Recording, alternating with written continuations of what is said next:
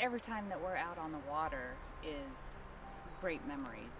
Just whether spending time with family, friends, seeing the wildlife and just being out in nature.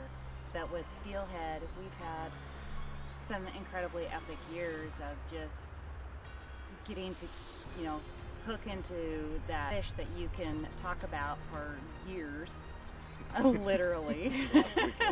That it's just the memories. It's time spent refreshing the soul and connecting with nature, connecting with family, connecting with friends. So I was out there swinging a green-butted skunk through in the evening. It's beautiful weather. Not thinking about anything, hadn't caught any fish yet. Came through this little pool area below the grass clumps there, and it goes dink. I'm going, oh, little trout. So I flicked it out there again, and dink. I'm going, well, I'm going to set on him this time. If he bites again, then it was a steelhead. It just come up, and I go, oh, here we go. That's not a trout. And it just sat there for a second, and it's almost dark out, and the moon's coming up over the hillside, and all of a sudden he realized he was hooked, and he just took off and went across the river like lightning. I had this white fly line, I'll never forget it, and it looked like a laser going across the river. Just, and he got clear to the other side and beached himself on the other side. Came clear out of the water, was flopping around on the beach on the other, still hooked up. And finally I had some pressure on him and he bounced back into the water, went tearing downstream. I floundered and fell in and waded down, like 50 yards, finally landed him in the moonlight. And so that was my first steelhead ever. So that was a nice introduction. Of course, I had to put ice on. Wrestling fish in the water, that's it. I had to put ice on my shins and from getting beat up, falling in, chasing it downstream in the dark. And I love it. Unbelievable. Yeah. It's like, Mike, what would it be like if there was no steelhead?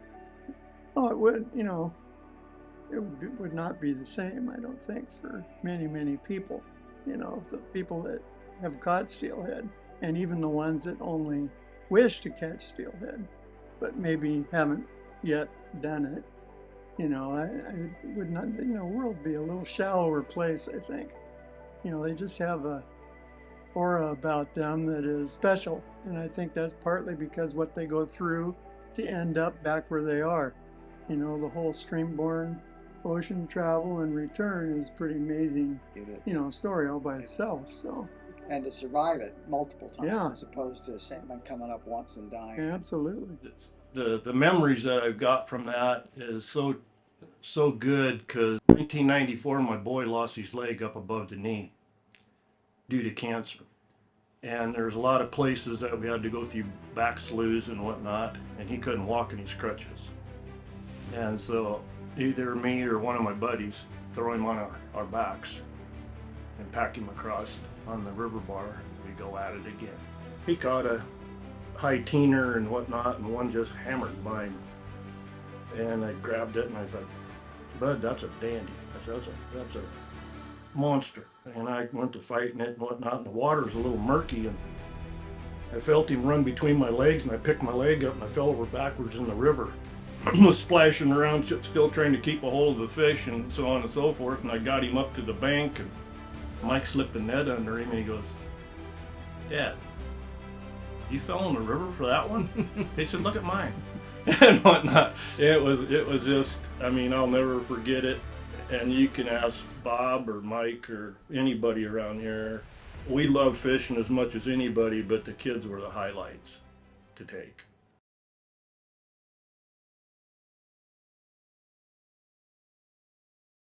Yeah, with all the river closures, added restrictions, these sorts of things have seriously impacted our ability to help connect veterans with the outdoors and steelhead fishing. Past few years, first it's, certain rivers are closed, and then you can't fish from the boat, then more rivers are closed, and then now we're closing early. Increasingly limiting access to the outdoors has had a huge impact, especially whenever you're talking about our veteran community who Many of them have different limitations, disabilities.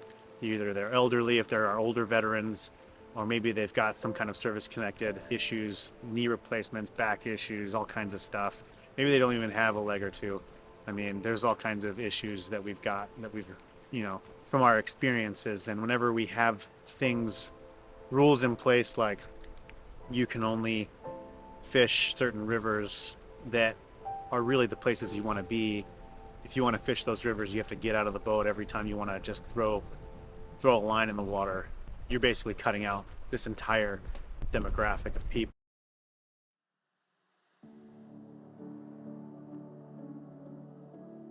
Guys that travel halfway across the world to come and spend 4 or 5 days here, and it's special to talk to those guys. We talk about what happens in their world. We talk about what happens in my world. But these fish bring us together.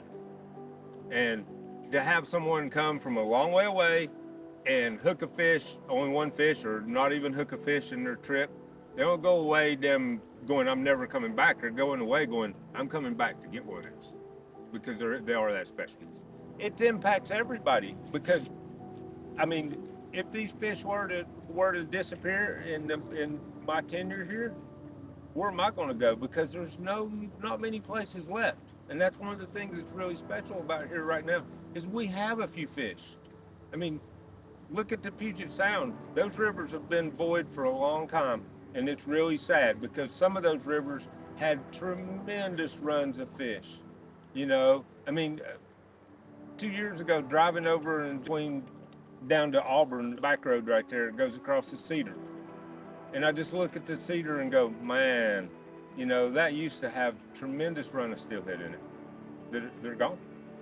They're special, but as far as this town, I would have to move somewhere else.